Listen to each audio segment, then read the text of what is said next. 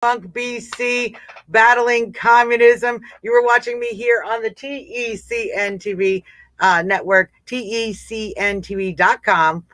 the Exceptional Conservative Network, and I am proud to be able to broadcast on that network every Tuesday and Thursday, 8 p.m. Eastern Standard Time.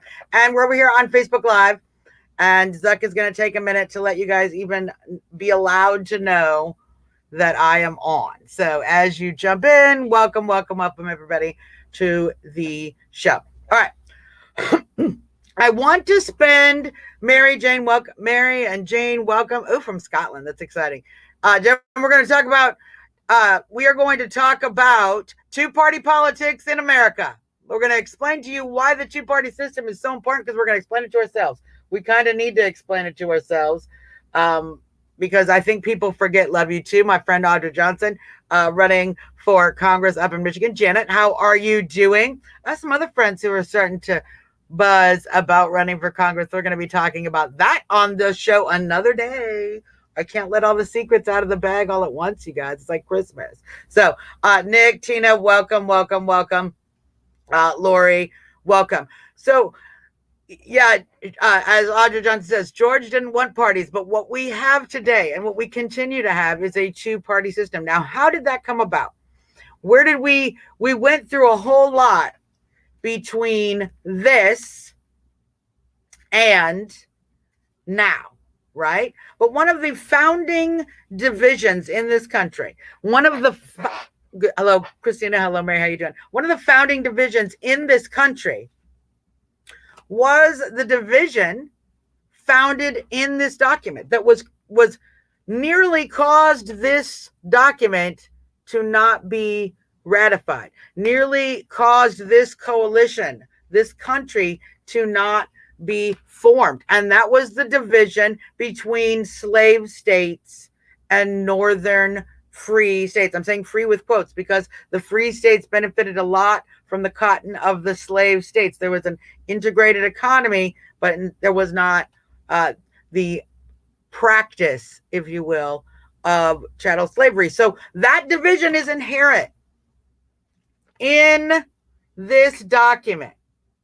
It was inherent in even getting to this document. The 3/5 compromise, and we mentioned this on the show today. I was actually had a chance to go on Black Rose Radio's Community Love Garden, Black Rose's Community Garden. I think that's how she calls it. As on ablazingradio.com. We had a great interview, 2 hours. We talked about all of those. We talked about everything. We talked about the DC jail situation. We talked about January 6th. We talked about district politics. We talked about the mayor. We talked about everything.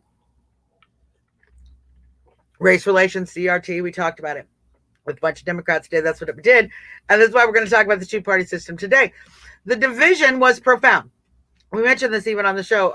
Miss Angela Carter actually was very accurate in correcting folks the misperception that the 3/5 compromise referred to Black people only being considered 3/5 of a person, when in fact, what the southern states, what the divide in our country wanted was to count every single slave as a vote to keep slavery in the United States.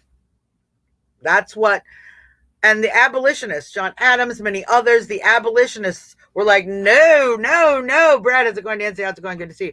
No, we're not doing that. We say no. We say the Constitution should have no slavery. We should ban slavery. And the southern states were like, well, we're not gonna join up if you're gonna do that. We're not gonna talk about that. And so there was a compromise, and the compromise was: do we steal the vote of every single slave and basically make the slave population vote for slavery, which is what the South wanted to do with 5/5. That's what 5/5 look like, making every single person in slavery count as a vote for slavery. Hey Tracy, how's this going? That sounds horrible, right? We don't want 5/5 of slaves being forced to vote for their own enslavement. What I would have preferred is 0/5. No count. They don't count. You don't count any votes that can't be freely given. And if you have a person in captivity, they cannot freely vote. And they certainly aren't going to freely vote for their own enslavement. So that's stupid. I know somebody should tell them that the Confederate flag is a Democrat flag. That's what they should tell them. Truth. I'm just telling you guys the truth. So the compromise that they worked out was that the southern states were only allowed to count 3/5 of the population. All right. They were only allowed to steal 3/5 of the slave vote. The other 2/5 didn't get to vote at all, but at least they didn't get counted as voting for slavery, for their own enslavement. That was the compromise that led to the formation of this nation. So we have been a divided two-party system. We have been a two-party, two-idea, two-principled country since we founded this book. And that has been based on the condition of free men. And did that mean freedom for everyone?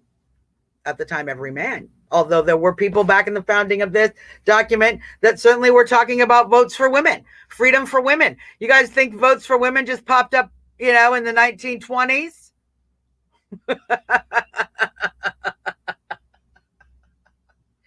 Victoria Woodruff, a woman has run for president even before women. Anyway, do some research. There's a lot more richness to history than they're actually telling you. They want to make it black and white. They want to make it draw these lines of division, but that's not really what is reality.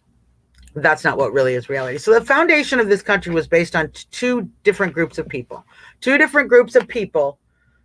who came together. This is what's important to understand, because we're going to talk about this again and again. They came together on what they could agree upon. They took a profound disagreement.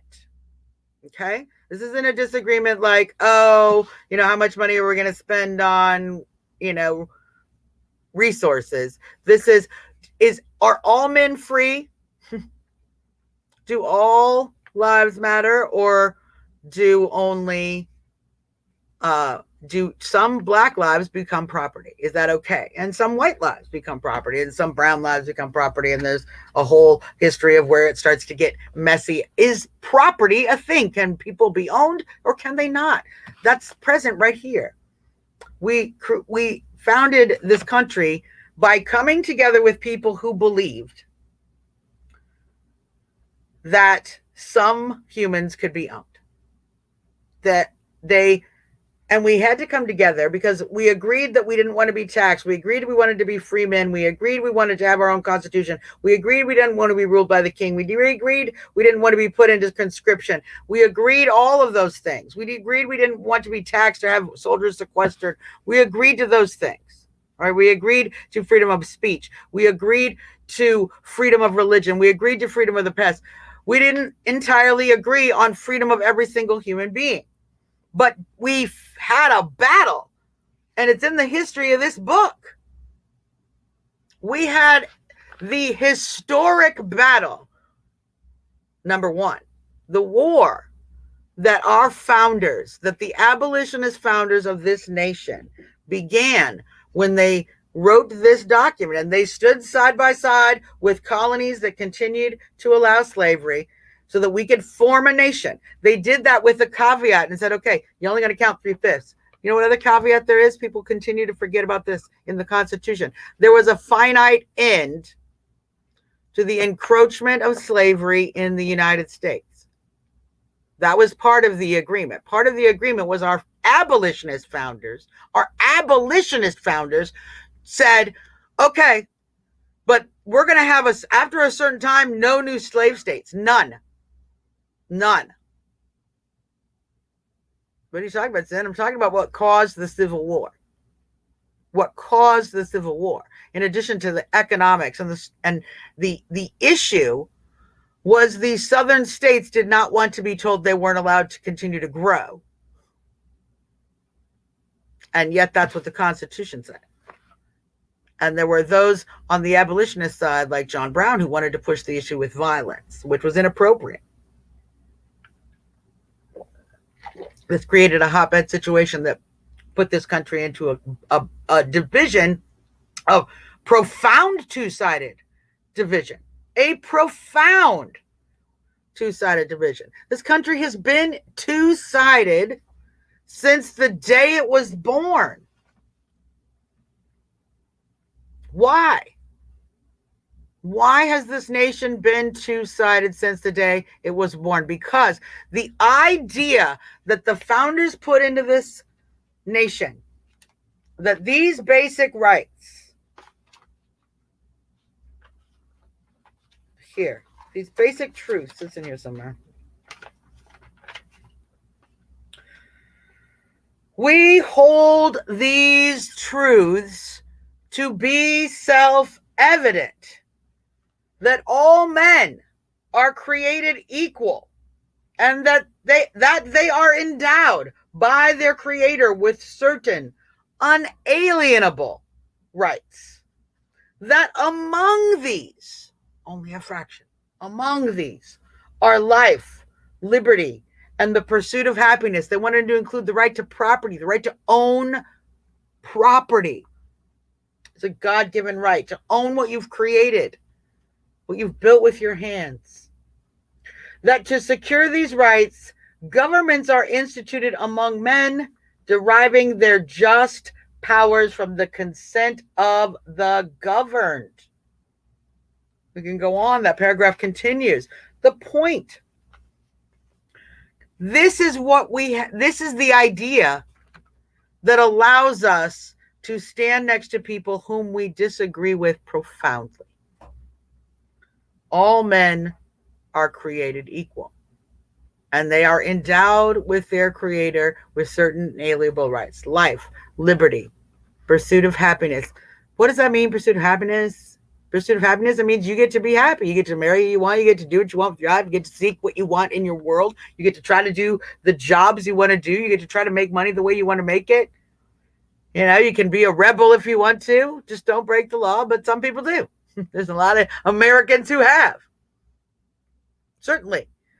You are endowed by your creator with freedom to make your own choice of, are you going to be, you know, a doctor, a lawyer, a renegade,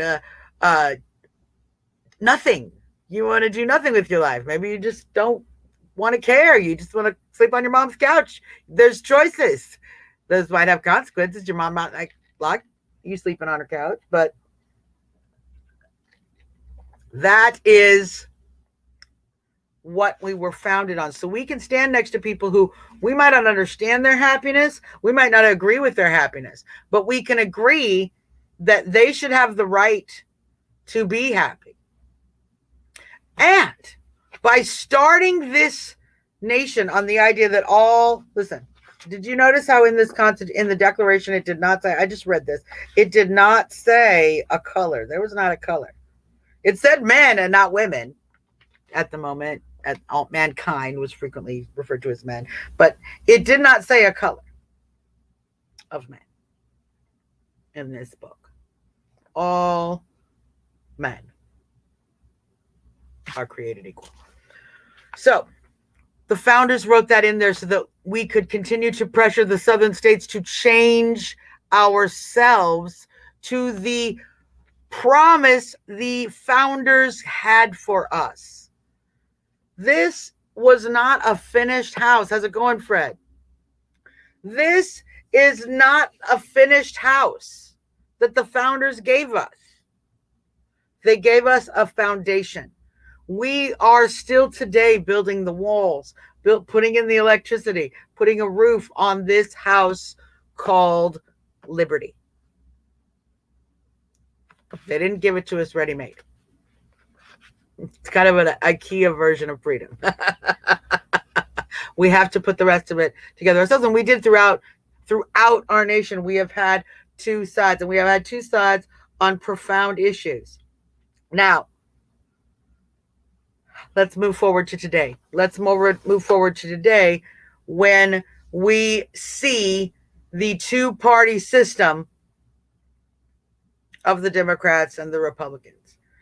And when we move into 2015, the reality of that two-party system was it was broken. The system had been broken, and it was broken from the top. We, the people, didn't break the system. We, the people, held dutifully and faithfully to the idea that we're going to pick a side, inform ourselves about candidates on that side, and we're going to come out and vote, and we're going to encourage, but we're going to still be townsfolk with people who vote differently than us. We're still going to be neighbors with people who voted differently from us.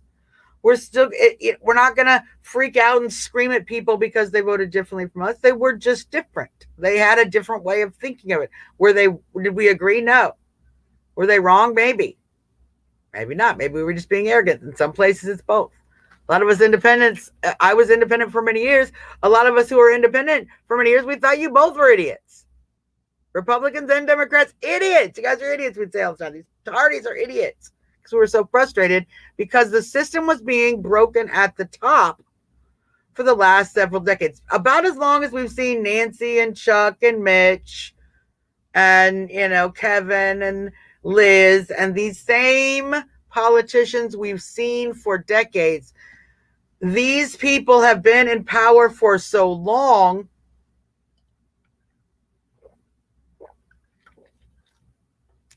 that they have completed the dream of the elite. And that is to give the illusion of a two-party system. Okay? Two parties. Oh, these are the voters down here. These are the elite representatives up here. Okay? We represent you, right? We Republicans or Democrats, with us. We represent you. But that's not how the system, this is what the elites kept doing. You see? Now watch what happens when I do this. Watch what happens. When the two sides at the top come together, what happens to the bottoms? What happens to the grassroots? What happens to the voter? What's happening here? We're farther apart. Are they farther apart? No. The two-party system became a uniparty system, and by the time we hit 2015, had become a complete cabal to trade power, to create the illusion of division while actually colluding together to create the same globalist agenda, the same progressive agenda, big government, globalist, UN-based, PPP, all of this. And all they needed to do,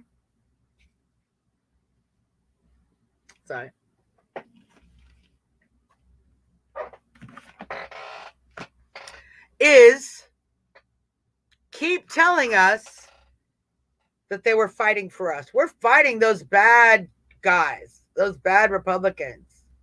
We're fighting them. They come and talk to us. We're fighting those bad Republicans. We're doing everything we can do in our power to make sure they don't win. And what do? They go up to Congress and they drink in the same bars and they sleep with the same hookers. I'm not lying. And they make the same deals. And they divided up the country. They divided up the country between red states and blue states.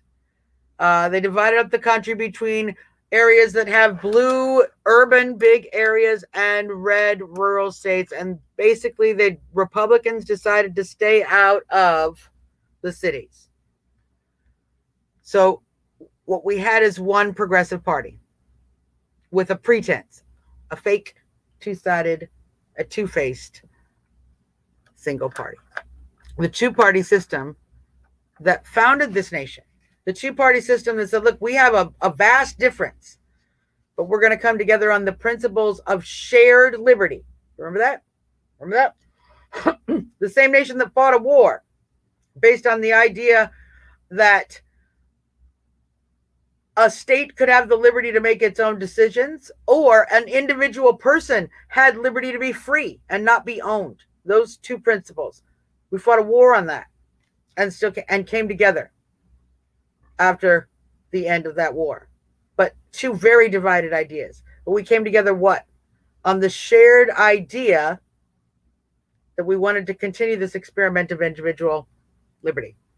Now, we are in a point of time where people are always referring to, are we in a civil war, Suzanne?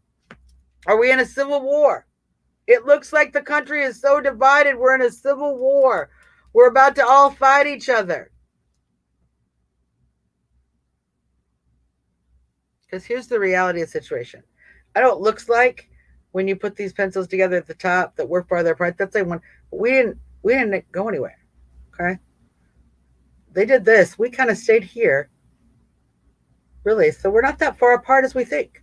Number one. When you start talking to folks who voted differently than you, there's a lot of stuff you agree on.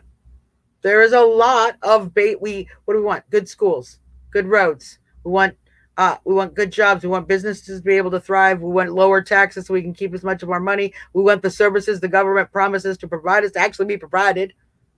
You know, these are the kind of things we want. We want to feel safe. We want our children to be able to grow up and have a better life than us. We all want the same thing in that regard. Many, many, many of us. You know who doesn't? It's people at the top.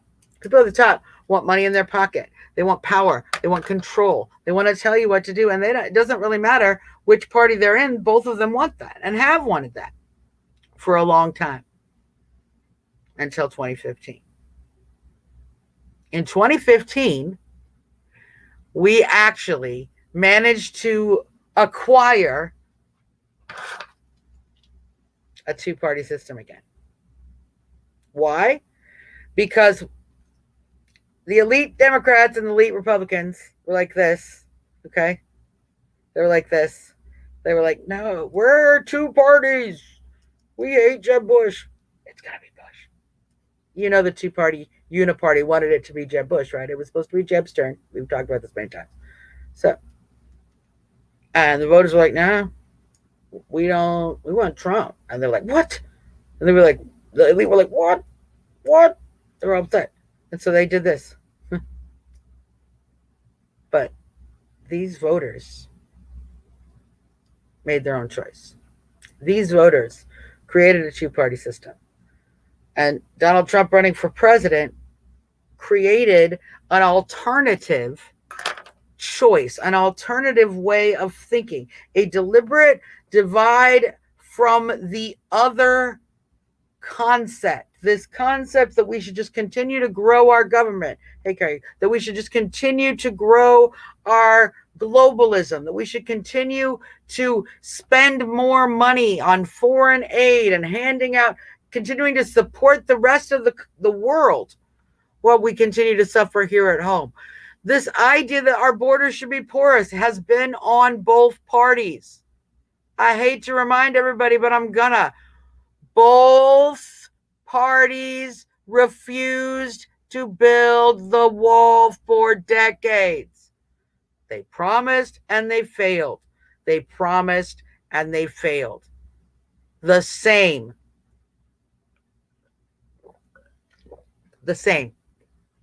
It wasn't until Donald Trump came and said, what if we just actually do what we say we're going to do?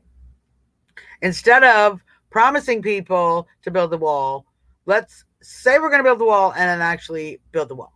And then as soon as Donald Trump said, I'm going to build the wall, the others, and by others, we now seem to find out that we were dealing with the uniparty. They revealed themselves. Because the others were like, oh, no. We oppose the wall. You who voted for the wall, both Democrat and Republican, who voted for border fencing, who have stood up and said we need better border fencing, we need better border security. Obama, Biden, Hillary, all of the Democrats have done it. They all stood up and said we need border security, all of them. Nancy, all of them. And then all of a sudden they hate the wall. And worse, people who've been Republican the whole time have been talking about, secure borders. Also, we're like, oh, we hate the wall too. Why? Because an other was created. Because in the election of Donald Trump, an other idea was brought back into play. Maybe we'll do it a different way, the Trump voters said. And we did. We did it a different way. That's where the rebirth of our nation is coming from right now. That is where we are seeing this rush of patriotism, this rush of engagement in politics, regular citizens. It's not me telling you this, it's the mainstream media who will tell you this. That many regular individuals, there are a lot of first-time politicians, a lot of first-time politicians getting into the ring in 2018, in 2020, in 2022. A lot. People are getting inspired to run for delegate. They're understanding how these things work. They're getting inspired to call their politicians, to campaign, to engage, to give money to directly to candidates, research candidates directly. The political landscape on the electorate has changed. And it's active. At least over here on the Trump side we are. Not on the Rhino side as much. And frustratingly, and here's what we're going to spend this half hour talking about. Frustratingly, not yet on the Democrat side. There has not yet been this large transitional figure or individual or movement or energy to transform and restore, take back control from the elites of the Democrat Party. It barely happened to the Republicans. It's just been 2015. It's barely happening. This movement, when Donald Trump says that this movement has just begun, it is so much just begun because there is still so much work to do. And one of the things that still needs to be done in this country is we need to make the two-party system great again. We need to make both parties. Some folks are going to get mad at what I'm saying right now. Both parties need to be great again. Suzanne, you're talking crazy talk. You are talking crazy talk, Suzanne. The Democrats are going to change. How is that going to happen, Suzanne? You know they're totally communist, Suzanne. They're Bolsheviks, Suzanne. They're Maoists. You said yourself. Yep. There are Bolsheviks and Maoists and Antifa and neo-fascists with their fingers full in the Democrat Party. But I'm going to tell you something. All right. And this is what I know from living in a Democrat city. This is what I know from living where there is a lot of Democrat one-party rule and talking with people who vote Democrat on the regular basis. When it comes to national politics, yeah, we're going to fight about a lot of issues. But when it comes to local politics, these Democrats are frustrated. These Democrats are frustrated. What Pam says that's true because the Democrats are happy with communism. No, ma'am. The Democrat elites are very happy with communism. They are very happy to recruit and to promote and educate these ideas, infiltrate Marxist ideas into every possible walk and way of life they can so that more and more individuals might be happy with communism. But no, ma'am, I talk to Democrats. The great majority of Democrats are fed up with a lot of the things we are fed up with as well. Educational issues, government lack of accountability, waste, fraud, failed promises again and again and again. So what is going to need to happen in this country as we're going forward is not only are we Trump supporters going to have to finish fixing the Republican Party, turning it in to the party of Frederick Douglass, turning it in to the party of the founders, the abolitionist founders that are the roots of the Republican Party. Because as we know, the roots of the Democrat Party are unfortunately on the Southern colony side. But certainly, listen, the Democrats, now what's going to happen on the Democrat side, Stan? And why do you keep saying we're going to need the Democrats we're going to need them? Shouldn't we just get rid of all the Democrats? No. Do you guys have any idea how bad one party rule is no matter what party it is? No matter which party is in power, if there's only one party in power, it's the incumbent party. You do understand that, right?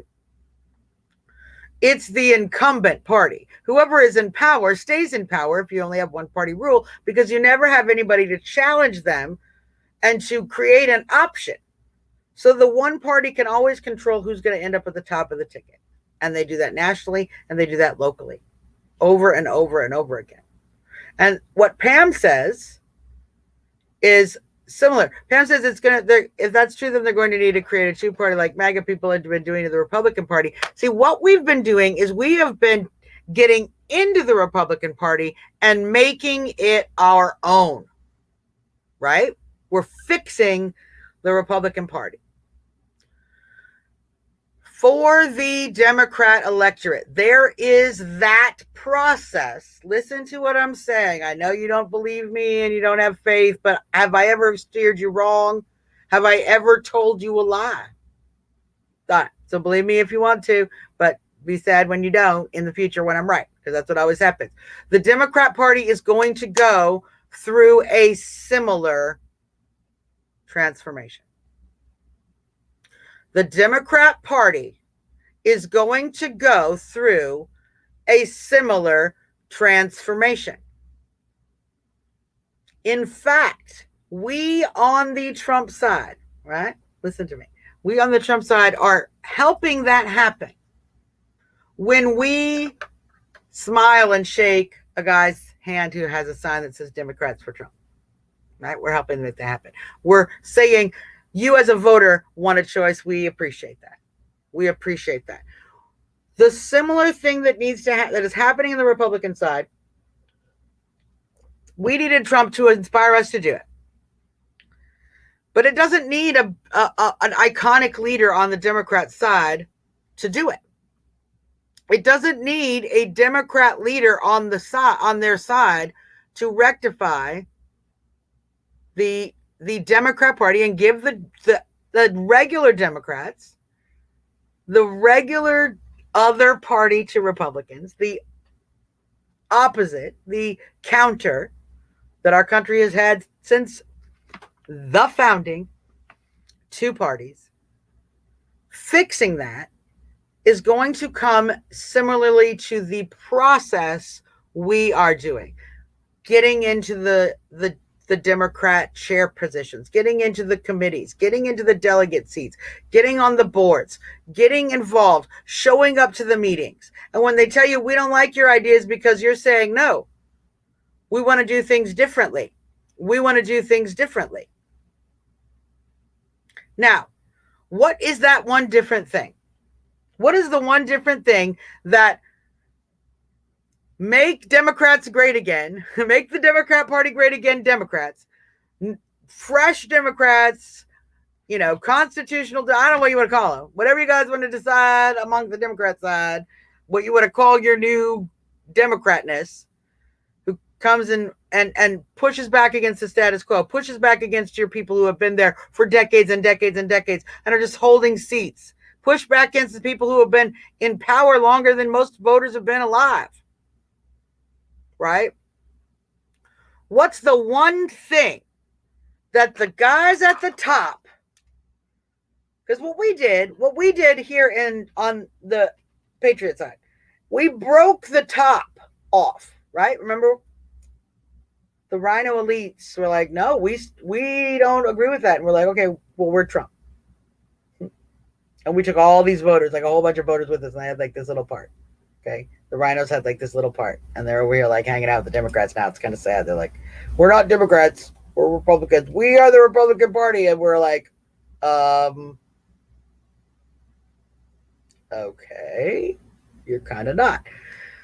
A similar phenomenon needs to occur on the Democrat side. Now, does that need to be they have a great iconic personality? No, it needs to be a break.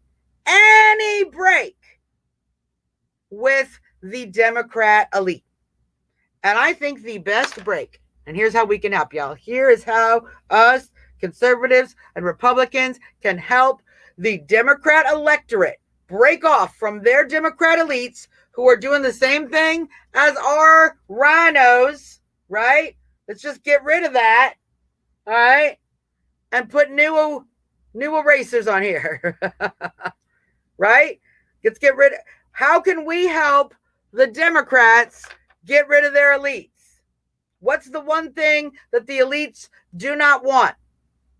Okay? This. This is what the elites fear the most. Because when the elites, when the people, we the people stand together and say, we're holding you accountable. Look at the difference. Look at the difference in power. Look at all this. Look how much power the people have. Look at they're nothing. They're little. You lose these and they don't want Democrats talking to Republicans. They don't want us talking to each other. They want to keep the phenomenon they created in 2015. And that phenomenon was we no longer just vote, we no longer just disagree with the other politicians. We hate the other side's voters. We hate the voters. We think the voters are trash. We think the voters are the problem. We think our neighbor who's a Democrat or our neighbor who's a Trump supporter is the problem. That's not a voter, a fellow American. That's a Nazi. That's a communist. And every Democrat voter is not a communist. Are there communists in the Democrat Party? Yeah. Oh, yeah. Does every Democrat voter want them there? No. By far, no. So, yes, Jen says this. There's no Democrat in office that isn't trying to kill America, us. I'm going to argue that there was no Republican in office before Donald J. Trump that wasn't trying to help them. Oh, what did I just say? Let Suzanne Monk repeat herself. There was not a Republican sitting in that congressional building before Donald J. Trump came to office that was actively and effectively trying to stop them from killing America. So, who was trying to kill America?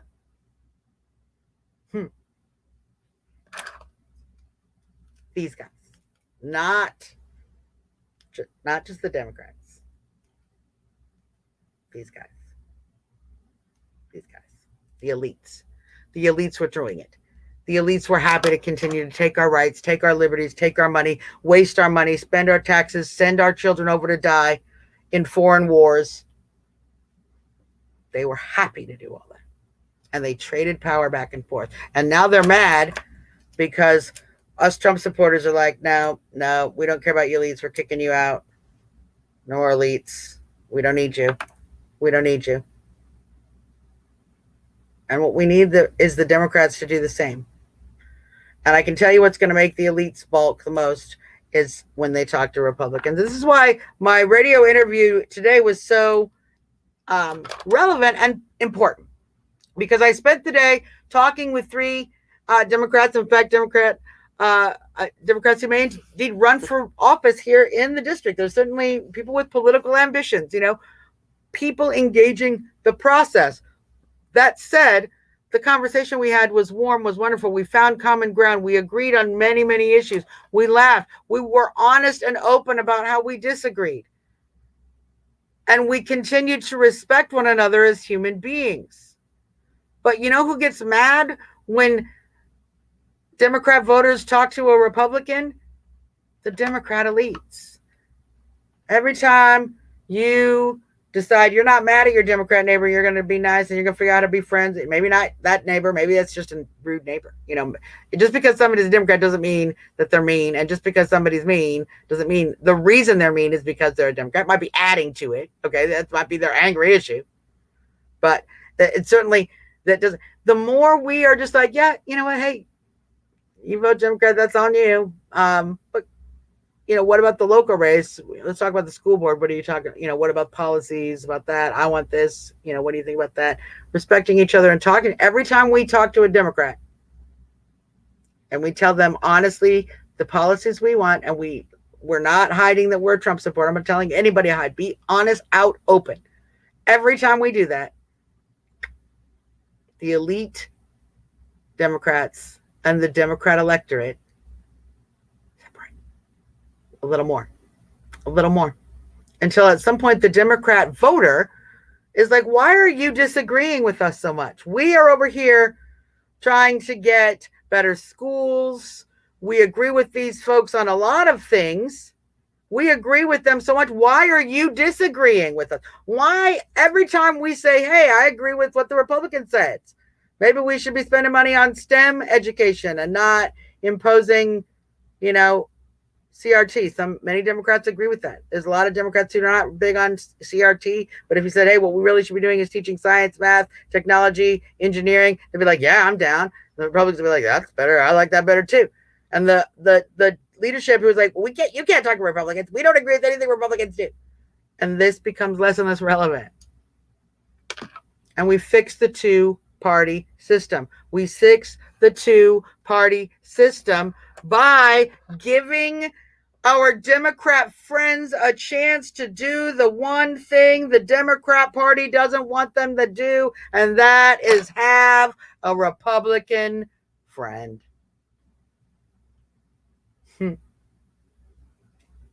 I know it seems ridiculous for me to say it is vital that we learn to be the kind of Republicans that are the change we want to see. Do you want to spend the rest of all eternity mad at everybody who votes differently from you? Do you want to live in this divided world? Do you want to fear your neighbors being mad at you because you put a Republican sign on your lawn and vandalizing your house? Do you want to keep that up? I don't want to keep that up. Now, I understand I can't control other people, but I can set the right example. I can set the right example, and I can set that example with other people who agree with me. I can show those people who want to stay angry, divided, hateful, that anger and division and hate are un-American. That yes, we might have profound disagreements, but we agree on the basic principles that we, the people, run this country, and that we have certain liberties. Sherry, I disagree. I'm going to say this. Sherry says, but we are the ones suffering, thus we don't have a choice to dislike them. I disagree. I disagree that we don't have a choice to dislike them. We do not have a choice to like or dislike what they're doing to us. When somebody hurts you, you don't have a choice on whether or not it hurts. If somebody slaps you in the face, okay?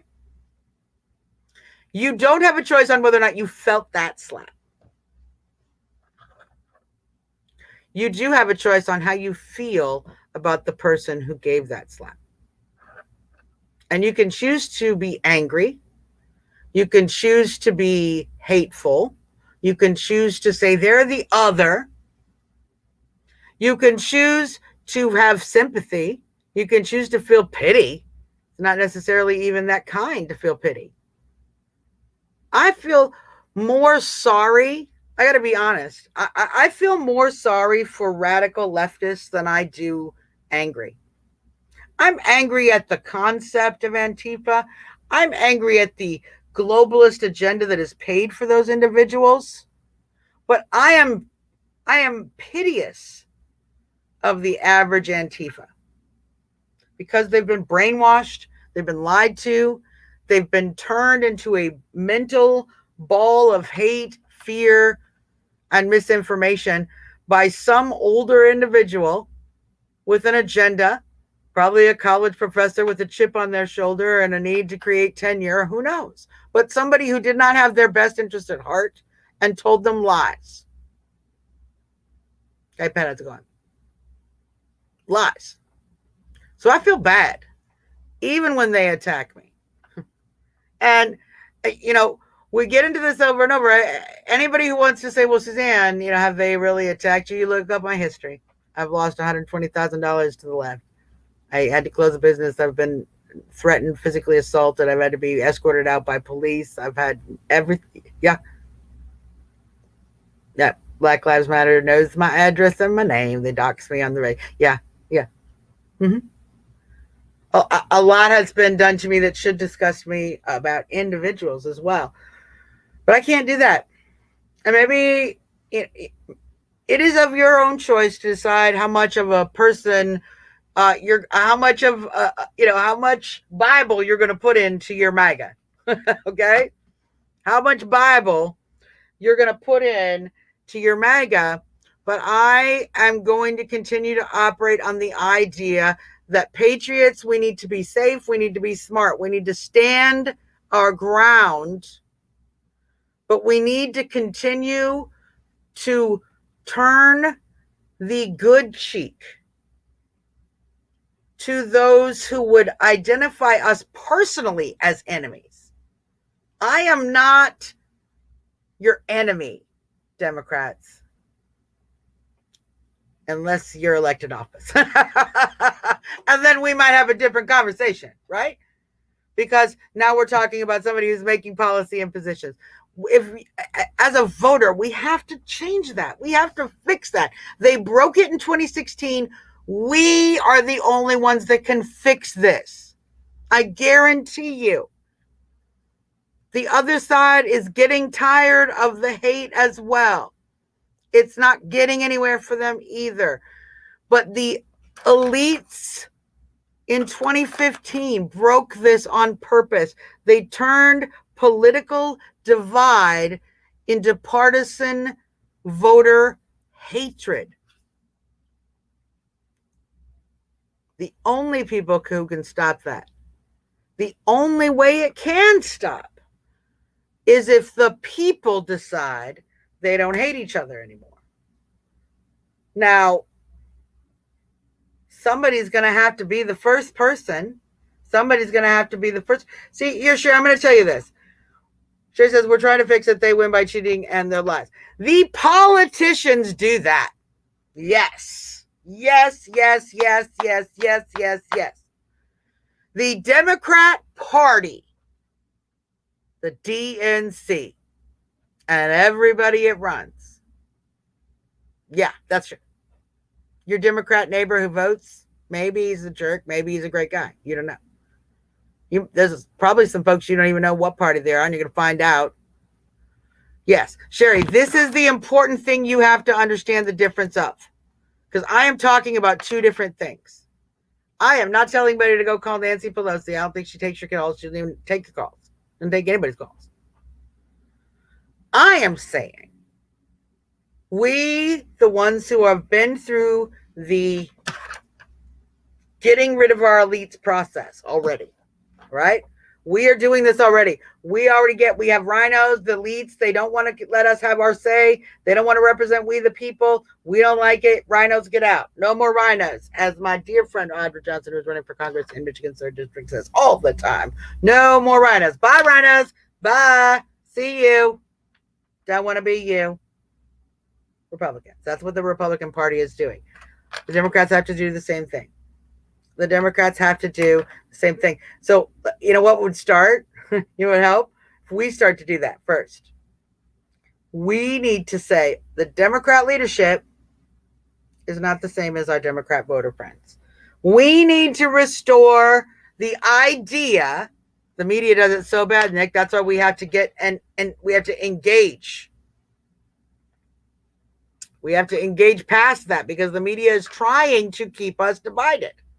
The media is trying to make sure that absolutely, absolutely, absolutely, absolutely,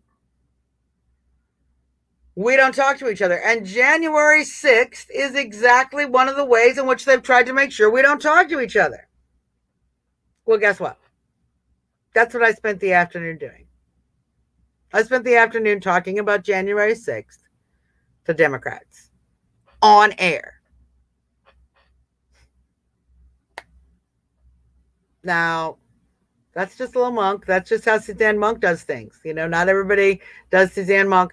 But what I do notice, and so many of you have told me this, that the things I do as a patriot often inspire other people to do things. They often inspire other people to say, you know what, maybe I do want to engage more. Maybe I can start my own podcast. Maybe I do have a voice. Maybe I can speak about issues. Maybe I can become an activist, maybe advocate. Maybe I can become an activist. Maybe I can run for office. Humble little Suzanne has, by her actions, by her words, by her choices, helped people be inspired to take those steps themselves. I'm not saying it out of bragging. Folks tell me that's true. Folks tell me that I have encouraged them and inspired them in some way. So, what I'm telling you is I happily had conversations with Democrats about January 6th, about hard issues, came with a open heart and open mind, found someone who was willing to have those conversations, and then did it. Now, is everybody going to be willing to have those conversations? No. But if you aren't willing to have those conversations first, you're never going to find the person who is willing. Because it's like the chromosomes, okay? If you have XY, you're always going to get a boy. If you have XX, that's what you need to get a girl. A girl's like a conversation, okay? Girls communicate, right? So I need someone who's willing to have a conversation and someone who's willing to have a conversation to have a conversation, right? And if I'm looking for somebody to have a conversation with, right? I want to have a conversation with somebody willing to have a conversation. But what if I'm not willing to have a conversation? How am I going to make an X? How am I going to have a conversation? How? I can't. The first person that has to be ready to have a conversation with a Democrat is you. I know it's annoying. I know it's frustrating. I know there's not a lot of trust there in the relationship. I know people are hurt. I know people are divided. I know there's a lot of anger and lies and misinformation and all kinds of stuff going on between Democrats and Republicans. The elites have literally been doing that as much and as hard as they could the whole time. That's what we've been all experiencing. We are all victims of that. Thank you, Kathy. So, listen, when I was there on the radio today, we talked about January 6th. I wasn't the one who brought up the fact that the FBI was involved. The Democrat co-hosts were. The other Democrats on the panel were the ones who brought up the FBI's involvement. The other Democrats on the panel were the ones who brought up questions about how the Capitol Police secured the building. And then we talked about that. It's not me. I'm not the only one who has those ideas. I wasn't coming at it and they were utterly, oh, no. They had questions, but they had perceptions. But some of those perceptions are very interesting. Namely, how is that FBI part getting sunk in on the Democrat side? Whatever news site decided to let folks know that the FBI has some shenanigans going on with January 6th, thank you, because it clearly that went through to the other side. Because they bring it up in conversation. You wouldn't know that.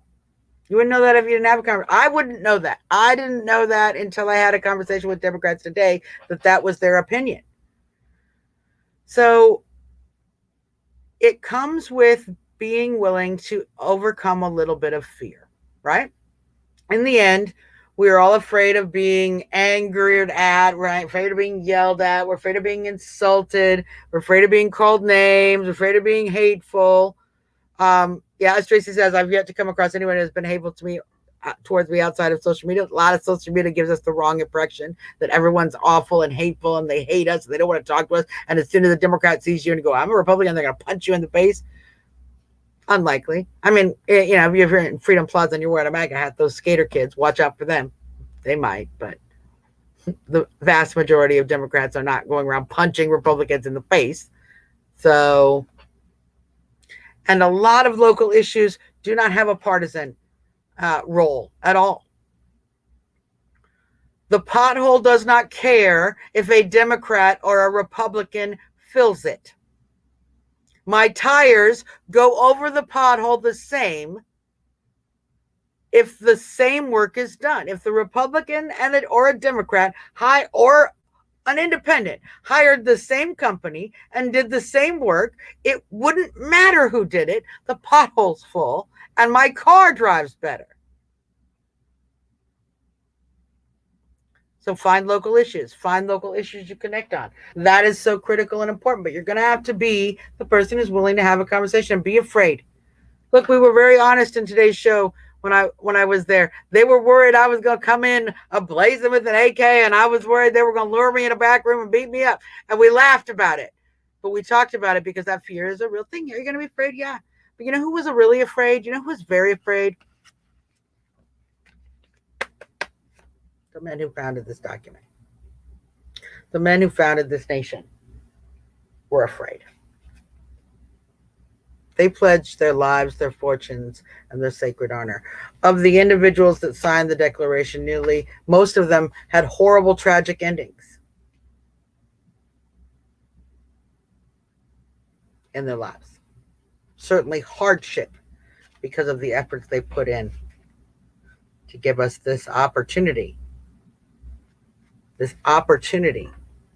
to create a beautiful house called liberty. Let's keep creating that together. Let's be we had MAGA first. We had that division first. And it's time that we, like, the kids your older brother, it's okay for your other brother to figure out how to ride a bike too. And be there to cheer them on. And be there to share your bike. The bike called America. And that is our show for today. I'm going to let these folks go over here at TECN TV. I thank you guys for letting me be on TECNTV.com. You can find me there every Tuesday and Thursday, 8 p.m. Eastern Standard Time. I'm going to let you folks go over here. Go here on Facebook. I want to thank you all for tuning in and continuing to listen to the rantings of a patriot and maybe a mad woman, but I'm mad with a purpose. I'm mad with a purpose to fulfill the founders' vision. The true vision that was not yet formed, the true vision that was not yet created when we made the 3/5 compromise. And that was this vision, as we read, that all men are created equal, and that those truths do become self-evident, and they become self-evident every single day in the land that exists under that big, beautiful flag. That is what my vision of America is. That the evidence that all men are created equal is in everyday life here in the United States. And we're going to keep doing that together. And we're going to do that with our Republican friends and our MAGA friends and our Democrat friends, and no on the rhino elites and the communist elites.